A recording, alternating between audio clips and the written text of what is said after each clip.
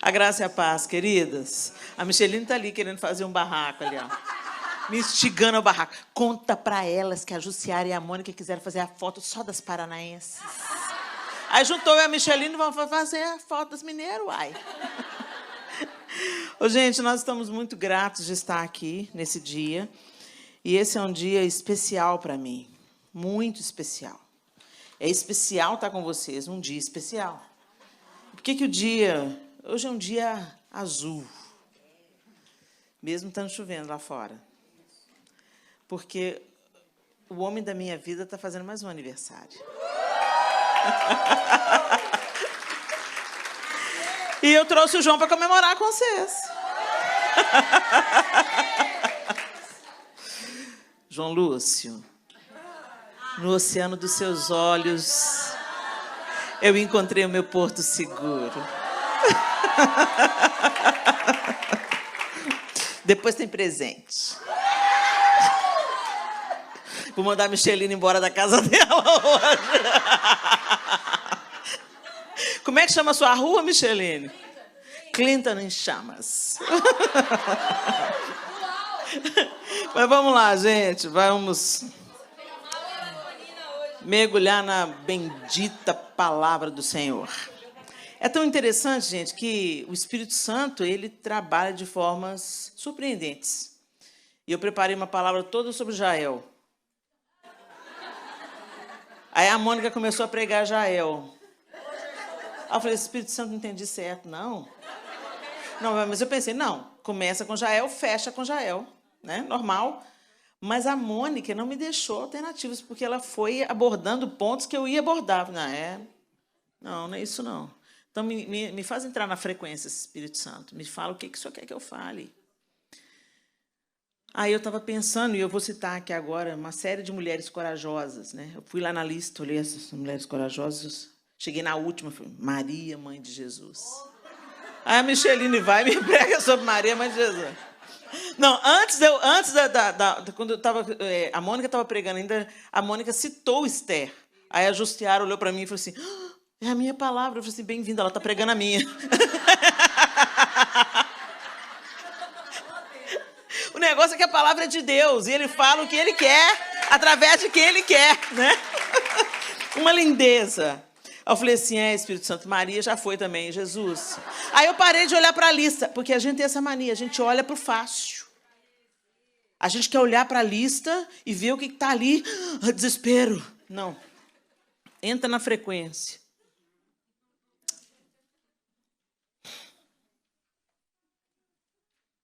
Aí eu entendi por quê.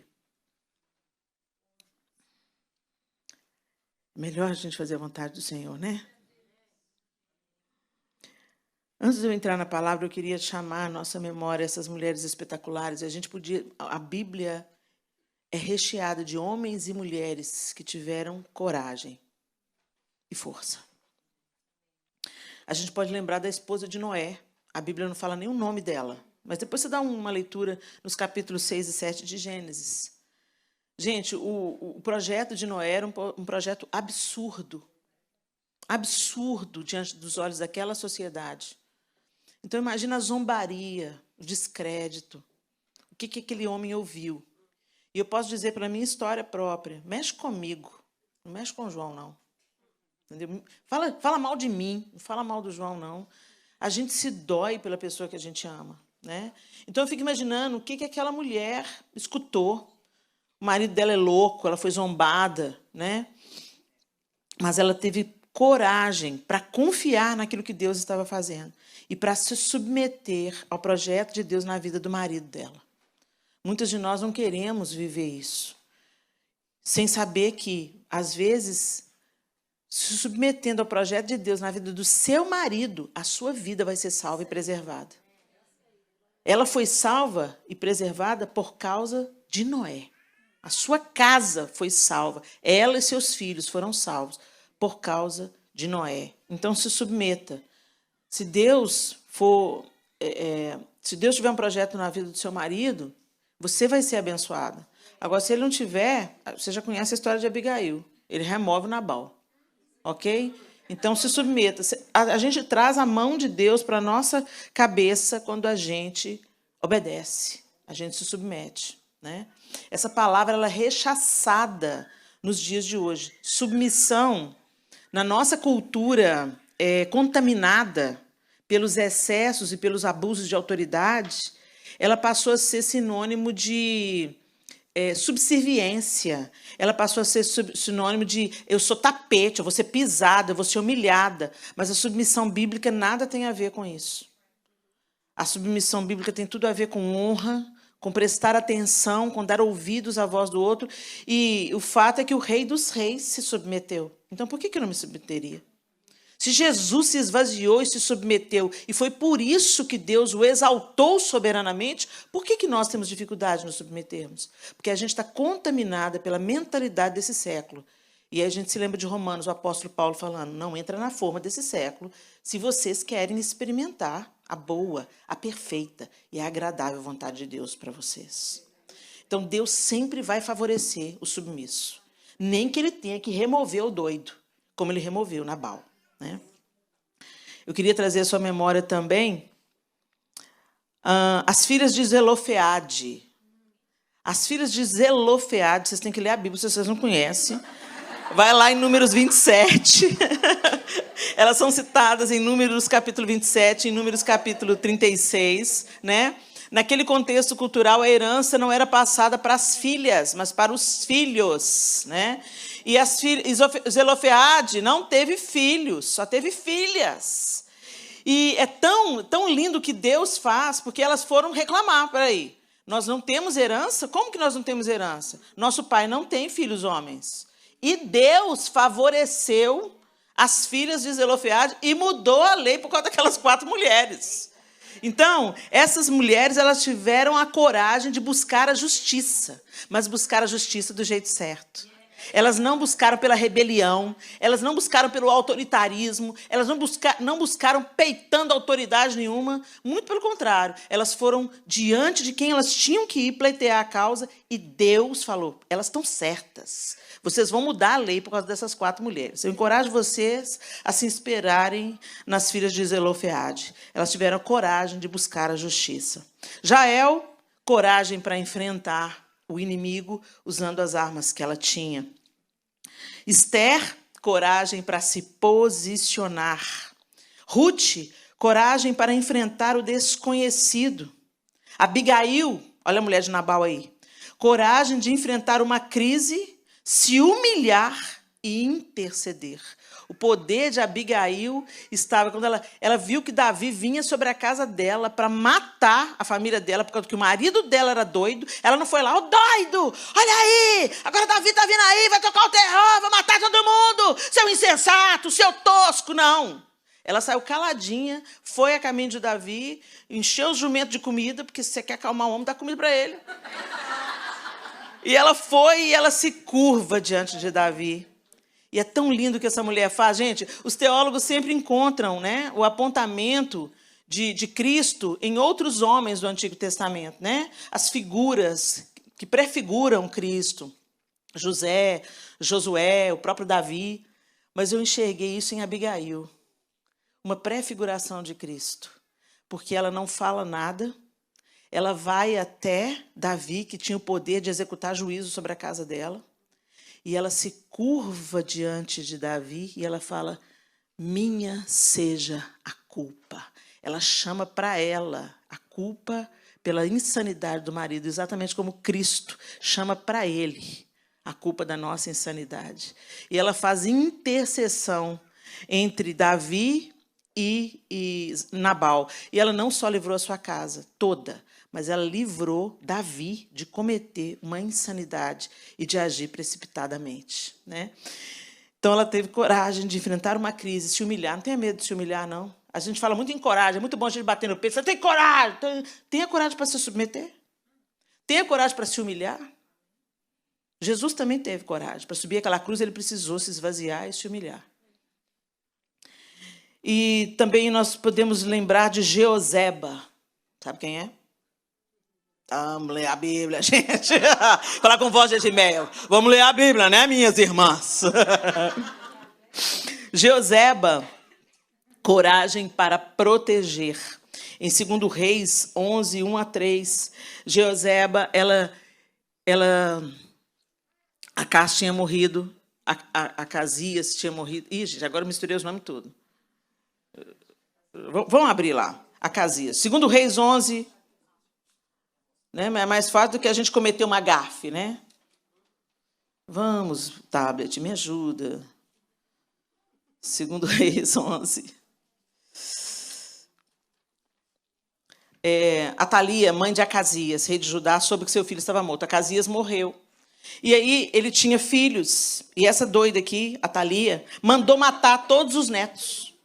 Todos os netos seriam mortos para quê? Para ela ser a rainha. Você já parou para pensar? A própria avó manda matar os filhos para ela ser rainha? Você pensa que Jezabel é pouca coisa? Não, tem outras por aqui na Bíblia, né? Atalia era doidona. E aí o que acontece? Jeoseba, Deus levanta Jeoseba para pegar o caçulinha, bebê ainda, e proteger. E ela criou esse menino no templo, escondido, no templo do Senhor, durante 6 anos, até esse menino ser proclamado rei. Olha, 6 anos. Esconder um menino, gente, não é fácil. Uma criança, não é fácil. E ela estava indo contra a própria rainha. Se ela fosse descoberta, podia ser morta por traição. Fácil, fácil. Mas por causa desse ato de Jeoseba, a promessa de Deus se cumpriu, de sempre ter um descendente de Davi no trono. Foi por causa da atitude dela. Então, ter a coragem de proteger o propósito de Deus, né? De defender, de trabalhar pelo propósito de Deus. E, finalmente, Maria, mãe de Jesus, né? Coragem de carregar o propósito de Deus. Às vezes a gente fala, eu quero o seu propósito, Senhor. Eu quero fazer a sua vontade. Mas, às vezes, pesa fazer a vontade de Deus. Às vezes, a vontade de Deus ela vai de encontro à nossa vontade. Ela atravessa a nossa vontade, né? Por isso que Jesus falou, quem quiser vir após mim, negue-se a si mesmo. Gente, a gente não quer negar a nós mesmos. A gente vive com os punhos em riste, reivindicando os nossos direitos. E essa geração fala muito em direitos, mas ninguém fala em deveres. Aliás, tem um mote aí, não sou obrigado. Não sei que aqui nos Estados Unidos se tem, mas no Brasil a frase da moda é não sou obrigada. Não sou obrigada. Tem até camiseta, não sou obrigada. Gente, cuidado com as meias-verdades. Satanás continua enchendo essa geração de meias-verdades. Ele não conta a mentira explícita. Ele conta uma meia-verdade. Uma falsa justiça está em voga. E Jesus disse que seria assim. Que esse tempo que nós estamos vivendo é um tempo de falsa piedade. Tem aparência de piedade, mas não é. E Satanás joga. Não parece legal? Fala aí, não sou obrigado. Fala aí. Não é gostoso falar? Dá um sentimento de libertação, assim, né? Não sou obrigada. É bom, né? Cuidado, que ela não é toda a verdade. Sabe por quê? Porque a gente é obrigado a ser um tanto de coisa. Eu não saio por aí vivendo vida louca, não. Eu tenho 4 filhos, marido, 2 noras. Eu não saio por aí fazendo o que eu quero, não. Eu tenho responsabilidades. Eu tenho deveres. Quem ama, presta contas. Quem ama se importa, não só com o próprio umbigo e viver a sua liberdade. Quem ama se importa com o outro, em prestar conta, em dar satisfação, em se ajustar para viver melhor, para ter uma vida mais harmônica. Então, a gente é obrigado, sim, a um tanto de coisa. Nós temos obrigações, nós temos deveres. Vai viver aí, não sou obrigado para ver. Vai viver, você merece ser feliz. Para você ver para onde você vai. Para a porta larga. Vai para a porta larga. Você merece ser feliz. Não precisa fazer força para nada. Vai dar de cara com capeta. Mas eu estava pensando nessas mulheres e me inspirando nelas. E eu falei, tá bom, Senhor, não é nenhuma delas que o Senhor quer que eu fale. O que o Senhor quer que eu fale? Fale de um homem. Abra sua Bíblia em Abacuque. Abacuque é um livro de 3 capítulos. E ele parece tão atual. Quando a gente começa a ler Abacuque, eu vou ler na versão NVT, a palavra diz assim, a partir do verso 1 do capítulo 1, essa é a mensagem que o profeta Abacuque recebeu numa visão. Aí vem a queixa de Abacuque. Até quando, Senhor, Terei de pedir socorro? Tu, porém, não ouves. Clamo a violência por toda parte, mas tu não vens salvar. Terei de ver estas maldades para sempre? Por que preciso assistir a tanta opressão? Para qualquer lugar que olho, vejo destruição e violência. Estou cercado de pessoas que discutem e brigam o tempo todo. A lei está amortecida e não se faz justiça nos tribunais. Os perversos são mais numerosos que os justos. E com isso a justiça é corrompida. Parece que a gente do Brasil que está orando isso aqui, ó. E o Senhor responde a Abacuque. Gente, há muita ousadia de Abacuque, né? Ele vem já brigando com Deus. Até quando, Senhor? Eu vou gritar e o Senhor não vai me socorrer? Até quando?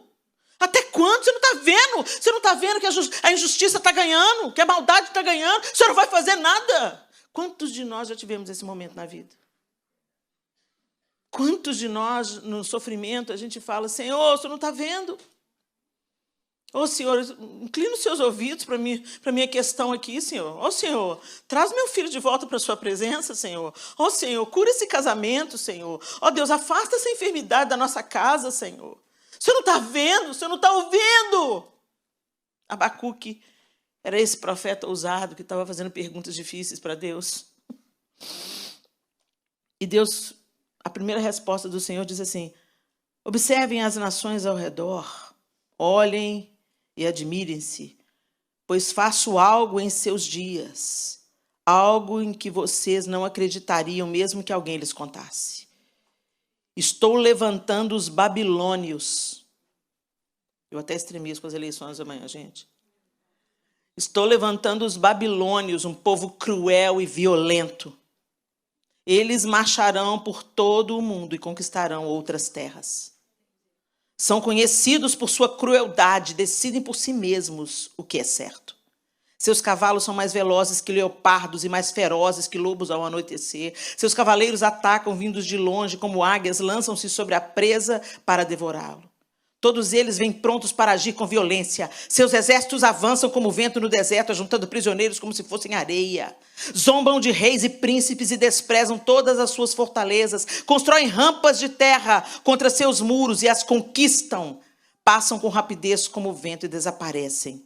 Sua culpa, porém, é grande, pois tem como Deus sua própria força.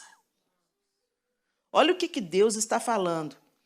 Abacuque estava reclamando que o trem estava ruim. Aí Deus fala, vai piorar. Porque eu estou mandando os babilônios. E eles são cruéis. E eles são duros. E eles são implacáveis. E eles são bons no que eles fazem. Eles conquistam toda a terra. Eles zombam do que é bom. Sua culpa, porém, é grande. Pois tem como Deus sua própria força. Aí no capítulo 2, Abacuque, subirei até minha torre de vigia e ficarei de guarda. Ali esperarei para ver o que ele diz, que resposta dará a minha queixa. Abacuque continua argumentando com Deus. E aí vem no capítulo 2 a segunda resposta do Senhor. Então o Senhor me disse, escreva minha resposta em tábuas, para que se possa ler depressa e com clareza. Esta é uma visão do futuro. Descreve o fim e tudo se cumprirá. Se parecer que demora a vir, espere com paciência, pois certamente acontecerá, não se atrasará. No verso 4, olhe para os arrogantes, os perversos que em si mesmos confiam. Mais uma vez o Senhor abomina quem em si mesmo confia. O justo, porém, viverá por sua fidelidade a Deus.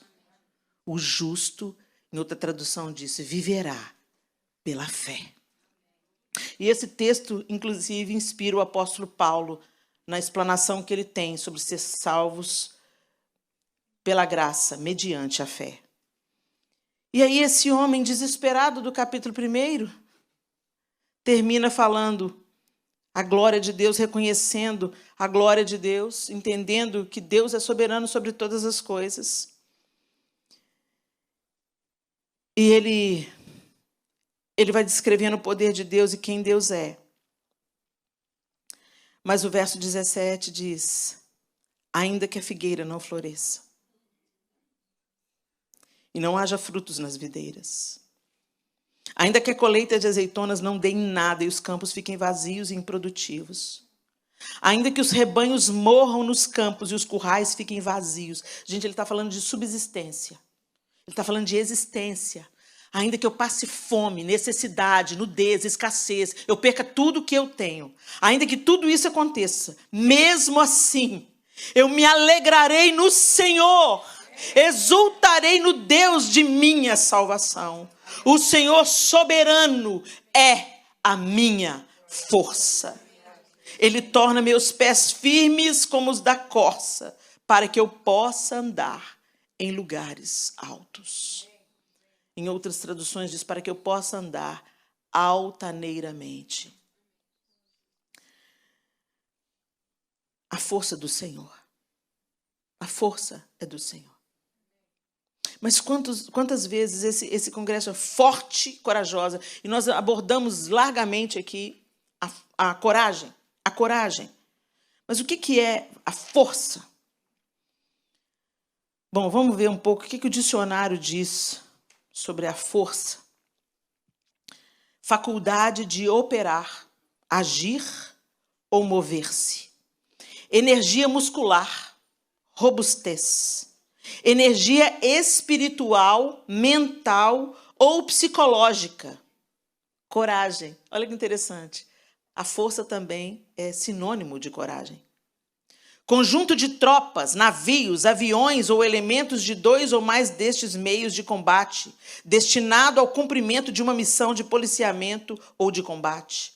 Faculdade de exercer influência sobre outros, autoridade, poder. Série de meios utilizados para obrigar alguém a algo, violência. Por isso que a gente fala, nem por força, nem por violência, mas pelo Espírito do Senhor. Então depende aí da que força que está sendo, onde está sendo aplicada e como está sendo aplicada a força. Forte capacidade de ação de algo. Intensidade. Toda a causa física. Toda a causa capaz de produzir deformações ou modificar o estado de repouso ou de movimento de um corpo. Ou seja, a força quebra a inércia. Impulso. Incitamento. Causa. Motivo. O Senhor é minha causa. O Senhor é meu motivo. O Senhor é a minha faculdade de operar, de agir e de eu me mover-se. O Senhor é minha energia, o Senhor é minha robustez. O Senhor é minha energia espiritual, mental e psicológica. O Senhor é a minha força, como tropas, aviões, navios ou elementos de 2 ou mais desses meios de combate. O Senhor exerce influência sobre mim, é autoridade e poder sobre mim. Quando a gente começa a colocar o Senhor no lugar da palavra força, a gente descobre que Ele é tudo isso. Mas apesar do Senhor ser tudo isso, muitas vezes nós vivemos aqui como os babilônicos, confiando na força do nosso próprio braço. O Senhor falou assim, olha, grande a falta deles, porque eles pensam que toda essa força que eles têm vem deles mesmos. Respira fundo aí. Você só está viva porque o Senhor tem te dado vida. A sua força vital. Né? Quando a pessoa sofre um acidente, a primeira coisa que eles querem ver é os sinais vitais. Os sinais de vida. Está respirando? O coração está batendo pulso? Tem pulso? Como é que estão as pupilas? Né? E o Senhor quer fazer uma investigação na gente hoje à noite. Como é que estão os nossos sinais vitais? Como é que está a força do Senhor em nós? Será que nós temos confiado na nossa própria força, mulheres? No trabalho que a gente tem, na saúde que a gente tem, na juventude, na sabedoria da velhice? Será que a gente tem confiado no nosso intelecto, nas nossas conquistas intelectuais, na nossa formação, nos nossos diplomas, no nosso grau de influência? Na nossa beleza? Em que a gente está pondo a nossa esperança? Sendo que é o Senhor quem nos dá fôlego de vida todos os dias. A gente gosta de exibir poder e a gente gosta de usar frases de efeito e a gente gosta de falar, meu corpo, minhas regras. Seu corpo? Seu? Você consegue dar ordem ao seu cérebro para ele funcionar? Você respira por opção própria? O seu sangue está fluindo nas suas veias porque você decidiu que hoje ele vai fluir? Nós somos tão arrogantes, pretensiosos. E o Senhor deixou muito claro aqui que Ele se opõe àqueles que confiam na força do seu próprio braço. Mas aqueles que esperam no Senhor renovam as suas forças. Correm, não se cansam, caminham, não se fadigam. Gente, eu estou de olho na Edmeia. A gente viaja para Israel. A velhinha de 78, me deixa com a língua de fora. Ela vaza. Recentemente eu descobri que ela só tem um rim. Imagina se tem 2. Agora, essa força de Edmeia não é dela. E o dia que ela se envaidecer dessa força, ela perde. Mas porque ela espera no Senhor. Como é que você está dizendo isso, Helena? Uma vez a gente foi para Israel. Eu estava contando para a Micheline. A gente foi para Israel e a gente foi nadar no Mar Morto. Aí eu olhei para ela estava com o uniforme, a indumentária de sempre, a calça preta e a blusa florida. Aí eu virei para ela e falei assim, Edmeia, você vai assim para o Mar Morto, Edmeia? Você não vai entrar na água? Não. Por que não vai entrar? Helena, de madrugada eu acordei. E eu comecei a ler o livro de Oséias. E até agora eu já li 14 vezes. Eu fiquei olhando para ela. Da madrugada até agora você leu 14 vezes? É. E Deus começou a me falar umas coisas, Helena, que Ele nunca tinha dito. E eu estou querendo ouvir mais. Então, o tempo que vocês vão ficar lá na água, boiando, eu vou ficar na palavra. Eu vou ficar na palavra. Eu vou com vocês. E ela sentou lá na beira, debaixo de um ombrelone, pôs as perninhas para cima. E o tempo que a gente ficou boiando, ela ficou mergulhando.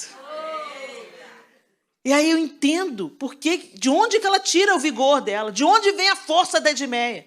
Minha força vem de um Deus que faz milagres. Minha fé está além do impossível. Minha esperança viva está. Meu coração não quer parar, pois não é tarde, nunca é tarde para se sonhar. A esperança vem de Deus, a força vem de Deus, Ele é a fonte. Ele é a fonte. Mas a gente insiste, gente, em não buscar o Senhor. A gente insiste.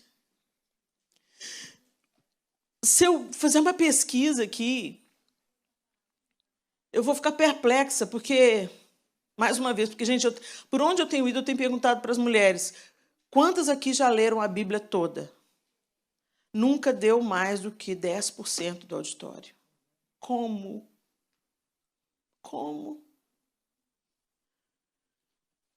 Se a gente não para contemplar Deus, gente, o mundo passa em cima da gente como um rolo compressor. Se a gente não para beber de Deus, a gente vai procurar cisterna rota, porque sem água a gente não vai ficar. Então a gente busca o entretenimento, a gente busca ideologias desse século, bandeiras para levantar, a gente busca relacionamentos, amigos, até coisas legítimas, gente, coisas boas. Não é só coisa ruim que a gente... Mas se não é o Senhor, é tudo cisterna rota. Porque a nossa felicidade, ela vem como consequência de uma vida de obediência ao Senhor. O resto é paliativo, é ilusão. Sabe quando o sabor que você sente quando você come uma coisa gostosa, mas nociva para a saúde? Você come aquele pudim maravilhoso, está lá na sala VIP. Se você viver de pudim, você vai morrer. Eu nessa de sala para pastor, de sala para pastor, de sala para pastor, estou pré-diabética com gordura no fígado, gordura na horta. Ou seja, se eu não mudar o meu hábito, eu vou morrer antes do que eu poderia. Ah, mas Deus tem todos os dias nas suas mãos. Sim, mas você também já sabe da outra parte da Bíblia que fala que você vai colher da sua semente. Você acha que a lei de semeadura vale só na hora do dízimo, irmã? Vale na hora que você abre a boca para falar e vale na hora que você abre a boca para comer. A conta chega. Se a gente vive responsavelmente, não como exercendo mordomia sobre o nosso corpo, a conta chega. E aí não adianta você brigar com Deus. Por que eu estou com esse câncer? Por que eu estou com essa doença? Por que eu estou com esse fígado desse jeito? Não tem nem argumento. Por quê, Helena? Porque o seu Deus é o ventre. Você está vivendo para só ter prazer. Não é assim, não. E, gente, na vida espiritual não é diferente. Se a gente quer ficar robusto espiritualmente, forte no dia da luta, forte no dia da adversidade, eu estou falando isso, gente, porque a gente não sabe o que vem por aí. Se você não contemplar Deus, não parar diante dele, não se alimentar dele, você vai sucumbir. Porque a sua força, se ela não é tirada de Deus, ela é só aparência. Você pode, se eu não te falasse como é que está o meu real estado de valor, de saúde, você não ia ter ideia que eu estou com esse diagnóstico. Se você olhar, só para você olhar para mim, Dona Regina hoje me elogiou e tudo. Você está bem, menina. Você, mais ou menos, Dona Regina, estou melhorando. Porque quem vê por fora, né, não vê a gordura no fígado, não vê a gordura na aorta, não vê a pré-diabetes. Não vê o colesterol quase 400. Não vê. Helena? Que isso? Helena está andando, Helena está pregando, Helena está jóia. Assim tem sido a nossa vida espiritual. A gente vem para a igreja, a gente ergue as mãos, a gente canta, a gente fala o crentez fluente, a gente crê em Jesus, é uma realidade, mas a gente não para contemplar Deus e comer da sua mesa, e é por isso que quando a adversidade chega, e ela chega para todos nós, se eu sentar com cada uma de vocês aqui, eu vou ter um motivo para chorar com cada uma, e vocês vão ter um motivo para chorar comigo também. Nós temos as nossas batalhas e tem dia que a gente chega à exaustão e a gente fala, não aguento mais. Mas se você está vivendo diante de Deus, ele chega e fala assim, ok, você chegou no seu limite, então vem cá. Ele te leva. Ele te leva. Você não sabe como é que você atravessou o vale, você não sabe como é que você chegou. Tem hora que eu sinto nas minhas adversidades que parece que Deus me deu uma anestesia.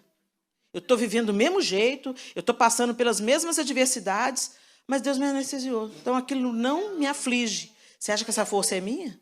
Não. Essa força não é minha.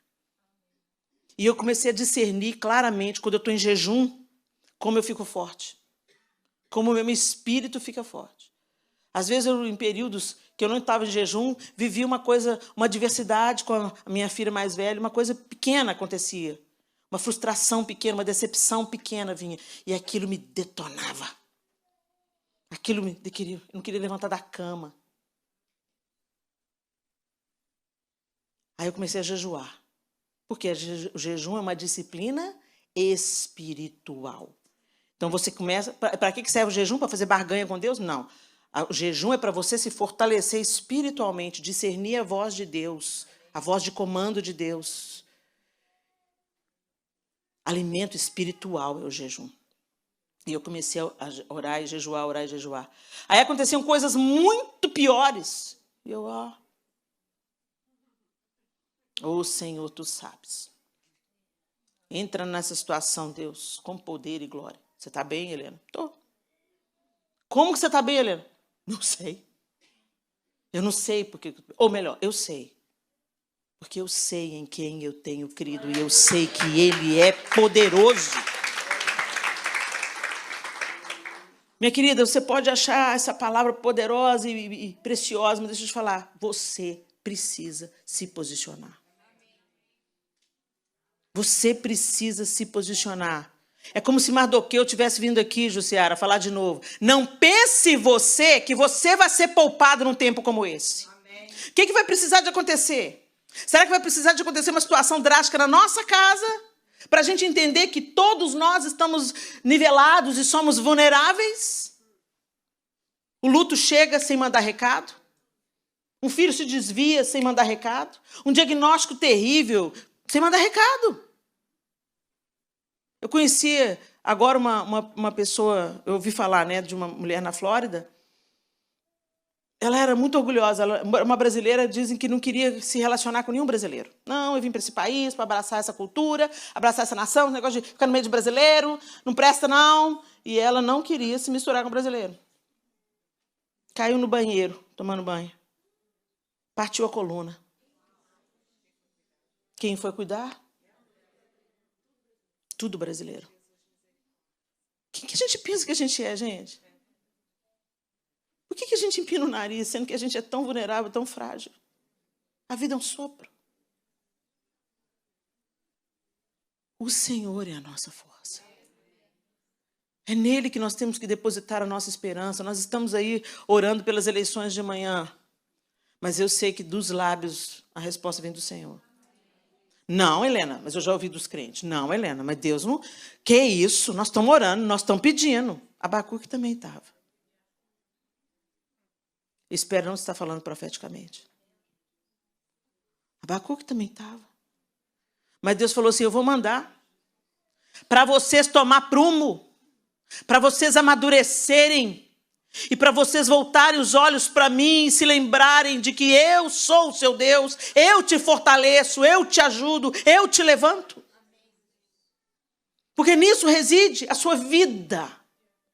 Se vocês ficam confiando em si mesmos e no conforto, vocês estão caminhando para a perdição. E eu sou pai amoroso o suficiente para não permitir isso. A gente vê tanto mimimi, tanta discussão, tanta comparação, tanta competição. Minha igreja é maior que a sua. Tem tantos membros? Quantos membros você tem? O serviço missionário minguando. O serviço missionário minguando. Hoje, o que você quer ser, filhinhos, jovem? Eu quero assinar contrato com uma gravadora. Que assinar contrato? Vai dar sua vida lá no Afeganistão? Ninguém quer saber disso, não. As próprias mães começam, Deus que me livre. Meu filho no Afeganistão, Jesus que tenha misericórdia.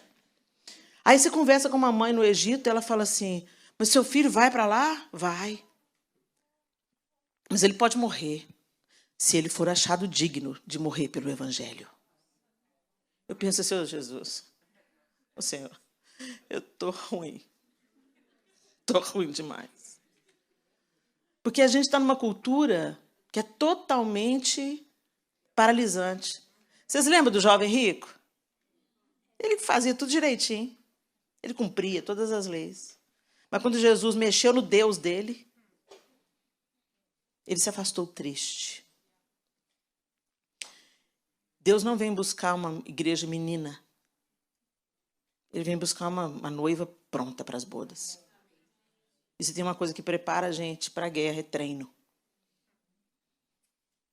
Então a gente tem que segurar o pé, que a gente não sabe o que vem por aí. E o Senhor me deu essa palavra hoje. Que as minhas filhas busquem em mim a sua força. Porque a força e a coragem residem em mim. Não é no seu esforço, não é na sua determinação, não é no seu temperamento de liderança. Isso é a força do homem. Isso vai até um tempo, sabe? Você consegue ser forte até um tempo. Mas quando a aprovação chega, a luta chega, o diagnóstico difícil chega, o luto chega. Não tem nenhuma outra mão que possa nos sustentar. Não tem nenhuma outra força. Não tem nenhuma coragem que venha de nós mesmos.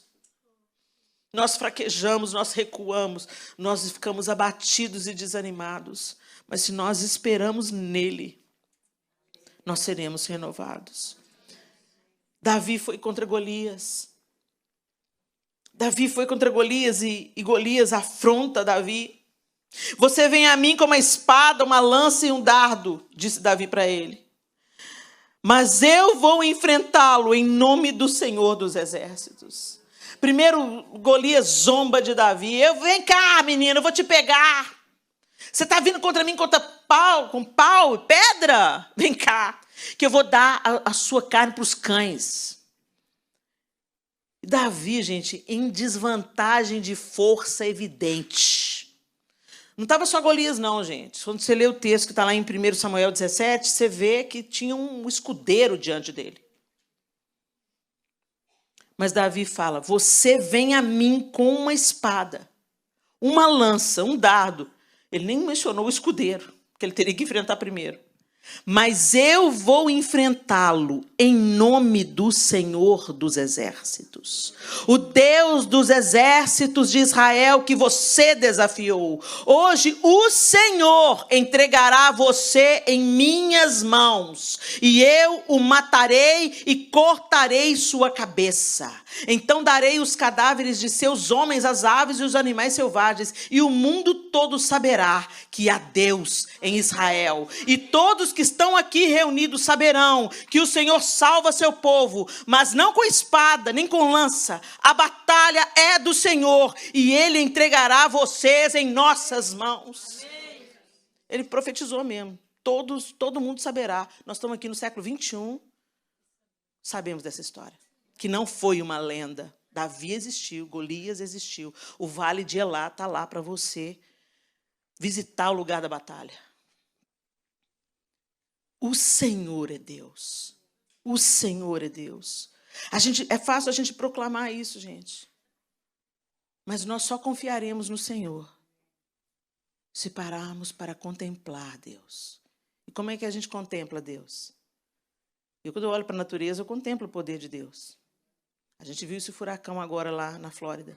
Eu estava em Tampa. Meu Deus, como a gente é nada. Como o céu fica, como os ventos ficam. E a ameaça de um mar invadir tudo. Aí o mar em Tampa recuou. Eu pensei, meu Deus, tem misericórdia. E aí a gente vê que quem criou é o nosso Deus. Então a natureza, ela nos dá um vislumbre. Então para de vez em quando diante da força do mar, de uma cachoeira. Para diante de um furacão, de um tornado. Nem que seja por vídeo, de preferência. E você vê, uau!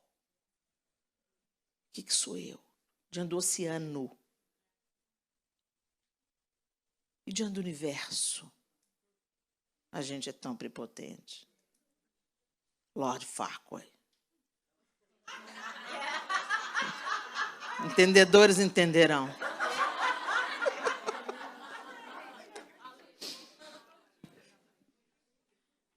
Mas a maneira de a gente contemplar Deus é através da sua palavra. Por isso que você não consegue ler a Bíblia, porque não interessa ao seu inimigo que você conheça o seu Deus. Sua força, seu poder, seu caráter, sua justiça, sua bondade, seu amor, sua correção, sua dureza. Gente, porque às vezes a gente quer a mão amorosa de Deus. Mas Deus é Pai. E Pai não é só bonzinho. Pai dá limite. Pai fala não. Pai fala, você vai ter que esperar, filha. Pai vai falar, assim, ainda não está pronta para isso. Ele não prometeu que a gente não ia ter tribulação. Mas Ele prometeu que estaria conosco. Ele é um Pai que não abandona, meio no mesmo da tribulação. E Ele vai fazer com que todas as coisas contribuam conjuntamente para o bem daqueles que amam a Deus. E o que é amar a Deus? Obedecê-lo. Amar a Deus não é cantar canções de amor. Amar a Deus não é estampar camisetas. Amar a Deus é obedecê-lo no dia a dia, 7 dias por semana. E contemplá-lo através da sua palavra. Quando você ora, você fala com Deus. Quando você lê a Bíblia, Ele fala com você. Mas a gente não lê. Jesus reconstruiu o caminho, mas a gente não passa por ele. A gente continua customizando Deus, querendo que Deus seja do nosso jeito. Não, mas Deus quer que... Agora a frase mas Deus quer me ver feliz. Ele quer te ver santo. A felicidade bíblica não é uma causa, é uma consequência. Feliz quem teme o Senhor e anda nos seus caminhos. A felicidade bíblica vem como uma consequência da obediência. É essa felicidade que Deus quer te dar, como consequência, como fruto da sua obediência. E não ver, alisar os seus pecados. Isso, filhinho, vai, filhinho, eu quero ver você feliz. Eu sou mãe, uma mãe perfeita, incompleta. Mas eu sei quando meus filhos entram num caminho de morte. E eu não vou ficar lá falando assim, vai, meu filho, vai fumar um baseado, eu quero só te ver feliz. Vai, você quer uma overdose? Vai ficar feliz? Vai. Ah, você quer prostituir? Pode prostituir, filha, desde que você esteja feliz. Eu que sou má, sei discernir o que não é bom para os meus filhos, você acha que Deus não sabe? Então Deus vai dizer não sim, Deus vai dizer espera sim. Mas o nosso alívio é que nada disso será desperdiçado. Nada que a gente passa nessa vida é vão. Nada, nenhuma luta, nenhuma tribulação. E mais do que isso, não é só sobre nós. Nossa dor não é só sobre nós. Assim como nossas vitórias também não são só para nós. Com a mesma consolação que somos consolados, podemos consolar outros. E a força que nos abastece, o pão que nos abastece. Você se lembra de Elias? Elias tinha acabado de destruir os profetas de Baal. Uma grande vitória do bem contra o mal. Mas ele ficou depressivo. Não tinha mais força. Toda a força ele gastou lá naquele embate. Toda a força ele gastou. E aí o que ele fez? Deitou debaixo de uma árvore e quis morrer. Depressão. Aí veio o anjo. Levanta e come. Deus te dá comida para a força que é necessária. Deus é que dá. A comida que te dá força para andar 40 dias, é Deus que dá. E teve que dar em 2 etapas, porque uma só não foi suficiente, não. Levanta e come. Comeu, dormiu, deitou de novo. Levanta de novo, come mais um pouco. Agora levanta e caminha. Vai. E acabou o vale? Não acabou o vale. Ele chegou e foi se meter numa caverna. Ele ainda estava angustiado. Ele ainda estava pesado. Mesmo depois da comida que Deus deu. Mas foi naquela caverna que Deus se mostrou para ele. E se nós queremos enxergar Deus no meio da tribulação, no meio da luta, a gente vai ter que comer do pão que Deus dá. E o pão que Deus dá é a palavra. Então põe esse espírito de preguiça para correr. Porque a gente fala que não tem tempo para ler a Bíblia, mas a gente tem tempo para o Instagram, tem tempo para o Facebook, tem tempo para o escambau. E se tem uma coisa que vai prestar essas redes sociais para provar o tanto de tempo que a gente gastou com a inutilidade.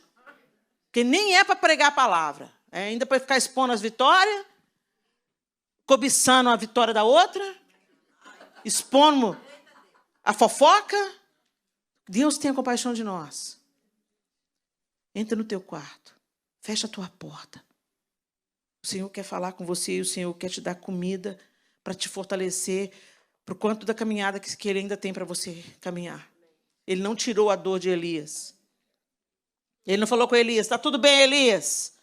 Vamos lá, rapaz, sabe? Deus não foi coach. Vamos lá, Elias, grita para você mesmo. Uau, eu posso, eu vou, eu... Não, gente, em nome de Jesus, eu respeito muitos coaches, tá? No lugar deles. Com aquela pessoa que vai te capacitar, você vai melhorar o seu desempenho no trabalho, perceber as suas potencialidades, organizar a sua vida. Não tem problema nenhum. O problema do coaching é quando ele quer oferecer um substituto para o Evangelho de Jesus Cristo. Só há poder de libertação e cura no Evangelho de Jesus. Não há outro caminho. Então, cada coisa no seu devido lugar. Essa história de a força está dentro de você, só se for o Espírito Santo. Porque esse negócio de ficar olhando no espelho e falar, Helena, você é linda, você pode, você... Gente, isso é band-aid no câncer. Vai durar um tempo e daqui a pouco eu estou pior do que eu estava. Agora, quando eu contemplo Deus e Ele fala, você é minha filha amada, eu estou com você, eu te ajudo, enquanto eu caminho com você, eu vou te sustentando, um dia de cada vez, porque basta cada dia o seu mal, não se ocupe com o amanhã, eu estou com você, olha para mim, Helena, me contempla, olha para mim, fica comigo, que eu vou te levar ao final das coisas. E Ele diz para a gente em Isaías, você não viu? Não entendeu? Olha o que Isaías fala. O Senhor é o Deus eterno, Criador de toda a terra. Ele nunca perde as forças, nem se cansa. E ninguém pode medir a profundidade de sua sabedoria. Ele dá forças aos cansados e vigor aos fracos. Até os jovens perdem as forças. E os rapazes tropeçam de tão exaustos. Mas os que confiam no Senhor renovam suas forças. Voam alto como águias. Correm e não se cansam. Caminham e não desfalecem. Feche os seus olhos.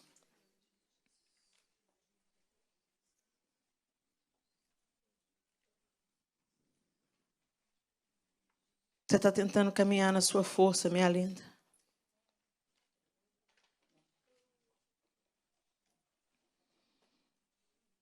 Quando Deus manda Josué ser forte e corajoso, Ele diz assim para Josué, não cesses de meditar e de falar nesse livro da lei. Ele deu a receita. Seja forte e ser corajoso, não deixe de meditar.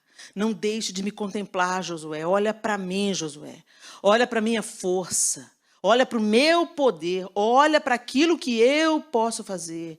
Não olhe para as suas circunstâncias. Não olhe para o seu estado humano. Não olhe para os gigantes da terra. Não olhe para as suas fraquezas. Porque senão você vai sucumbir. O justo viverá pela sua fé. Fé em quem? Não é qualquer fé, não.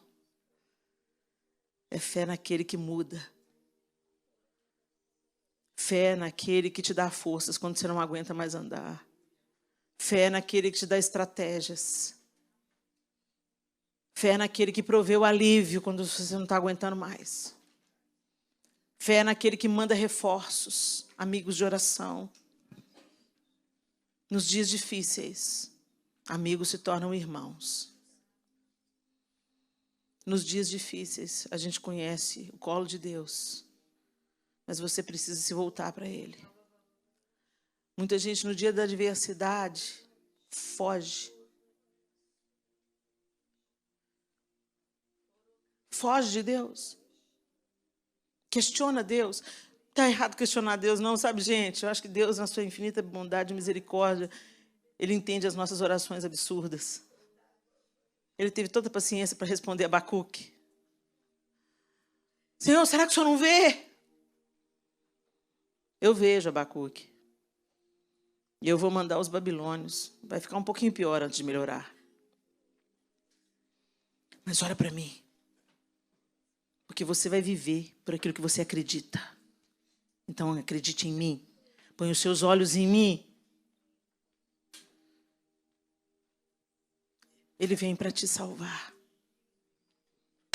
Tu és Jesus. Tu és o nosso escudo. Tu és o nosso refúgio. Tu és a nossa fortaleza. Nós compreendemos isso com o nosso intelecto, mas nós precisamos de colocar isso em prática, Senhor. Nós queremos entrar em ação. Nos ajuda, Deus, a contemplarmos ao Senhor, para que o Senhor possa nos levantar. Nos ajuda a contemplar através da sua palavra. Nos ajuda, Senhor. Nem que o Senhor nos desperte pela madrugada. Atrai-nos a Ti, Jesus. Porque sabemos que à medida que contemplarmos ao Senhor, seremos fortalecidas. Como Esther, enquanto jejuava e orava, ela recebeu do Senhor todas as estratégias. Que a gente contemple o Senhor, Deus, através das disciplinas espirituais, mas sobretudo através da leitura da Tua palavra. Ajuda-nos, Espírito Santo, a discernir a voz do nosso inimigo. Ajuda-nos, ó Deus, a achar estratégias para vencer o sono, a apatia, a preguiça. Porque nós queremos recarregar em Ti as nossas baterias. Queremos buscar do Senhor a nossa força e ver o cumprimento da Tua palavra. Os que esperam no Senhor renovam as suas forças. Correm, não se cansam. Caminham e não se fatigam. Em nome de Jesus nós oramos. Amém e amém. Forte e corajosa. Não em vocês mesmos, mas no Senhor. Deus abençoe.